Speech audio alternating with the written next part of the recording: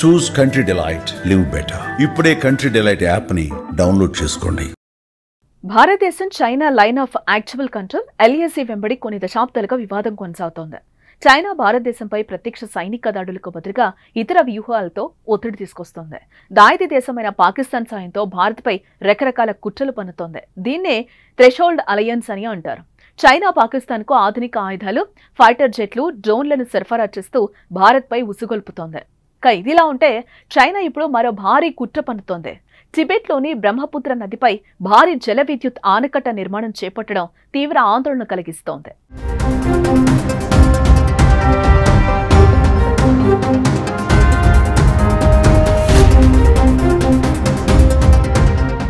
ప్రస్తుతం భారతదేశం అగ్రరాజ్యాలతో పోటీ పడుతూ ముందుకు సాగుతోంది. ఇది జీర్ణించుకోలేని దాయిది దేశాలు పాకిస్తాన్, చైనా ఎన్నో రకాలుగా కుట్రలు పన్నుతూ వస్తున్నాయి. ప్రస్తుతం టిబెట్లోని బ్రహ్మపుత్ర నదిపై భారీ జల విద్యుత్ ప్రాజెక్టు నిర్మాణంపై భారత్ తీవ్ర విమర్శలు చేస్తోంది. భారత సరిహద్దుకు కేవలం 50 కిలోమీటర్ల దూరంలో ఉన్న యాలుంగ్సాంగ్పోపై చైనా నిర్మించనున్న రహస్య మెగా ఆనకట్టను అరుణాచల్ ప్రదేశ్ ముఖ్యమంత్రి Pema Khandu ticking time bomb అంటే వాటర్ బాంబుగా అభివర్ణించారు.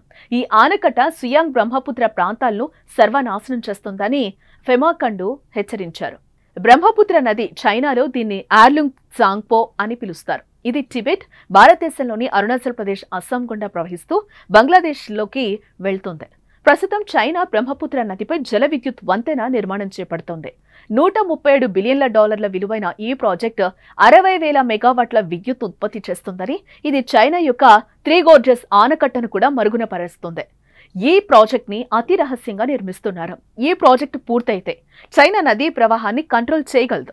ఒకవేళ వర్షాకాలంలో నదికి భారీ వరదలు వస్తే, చైనా గనక నీటిని ఒక్కసారి విడుదల చేస్తే దిగువన ఉన్న ప్రాంతాలు అరుణాచల్ ప్రదేశ్లోని సియాంగ్ బెల్ట్, అస్సాంకి భారీ ప్రమాదం జరిగే అవకాశం ఉందని అరుణాచల్ ప్రదేశ్ సీఎం పెమా ఖండు ఆవేదన వ్యక్తం చేస్తున్నారు. 1950లో చైనా టిబెట్ ను ఆక్రమించడాన్ని గుర్తు చేస్తూ అరుణాచల్ ప్రదేశ్ చైనాతో కాకుండా టిబెట్ తో 1200 కిలోమీటర్ల సరిహద్దును పంచుకుంటోందని అన్నారు. చైనా ఏం చేస్తుందో ఎవరికీ తెలియదు. ఈ వంతెన్ను ఒక రకమైన నీటి బాంబుగా కూడా ఉపయోగించుకోవచ్చు అని ఖండు ఆందోళన వ్యక్తం చేశారు.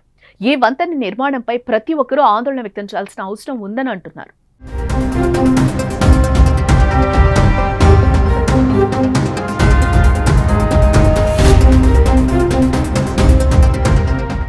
ఇక అంతర్జాతీయ జల ఒప్పందాలపై సంతకం చేయకపోవడం, బ్రహ్మపుత్ర నదిపై ఆనకట్ట నిర్మాణం గురించి వివరాలు భారత్కి వివరించకపోవడం ఆందోళన కలిగిస్తుందని సీఎం పెమా ఖండు అంటున్నారు.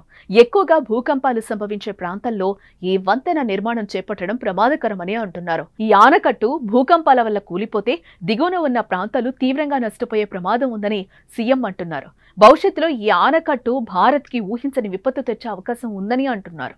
అయితే భారత్ తన నీటి అవసరాలు, వరద నియంత్రణ కోసం అరుణాచల్ ప్రదేశ్లో ఓ ప్రాజెక్టును నిర్మించే యోచనలో ఉంది. భారత సరిహద్దుకు సమీపంలో చైనా నిర్మిస్తున్న మెడోగ్ డ్యాం ప్రాజెక్టు పర్యావరణ ఆందోళన కలిగిస్తోంది.